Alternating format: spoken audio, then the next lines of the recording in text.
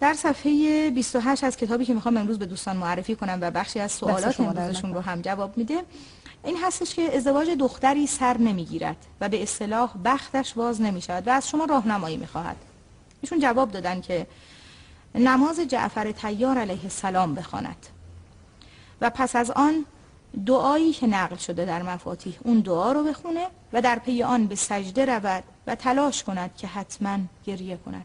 گریه برای چی؟ یعنی اینکه خدایا من جز تو کسی رو ندارم، دنیا پر از دروغه. یه عده میگن گناه کن تا خواستگار خوب پیدا کنی، بعد حجاب شو، با نامحرم ارتباط برقرار کن، خدایی نکرده، نوع تعاملاتت رو غلط قرار بده، شاید بالاخره یکی پیدا شد ازدواج کردی. درست. یه عده دارن منو به حرام قطعی و به جهنم دعوت میکنن، یه عده به دعانویس و رمال و بازکننده طلسم و بختگشایی دارن.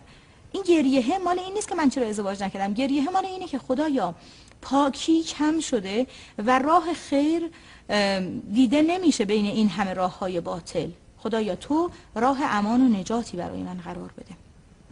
خب این کتاب دیگه چه جور سوالاتی رو پاسخ میده؟ چشم، من اینو کامل کنم. بفرمایید. حتما گریه کند گرچه به مقدار کم و همین که چشمش را اشک گرفت حاجتش را از خدا بخواهد، چون این در حقیقت اشک چشم نشانه شکسته شدن دله. حالا چرا دل من باید بشکنه؟ طبق اون آیه شریفه که میفرماید امن یجیب المضطر اذا دعاه فیکشف السوء. چه کسیه وقتی که شما در حالت ناچاری و بیچارگی قرار میگیرید مشکلتون رو برطرف کنه غیر از خدا؟ این که من یادم بیاد لا اله الا الله، جز خدا کننده یه کار نیست.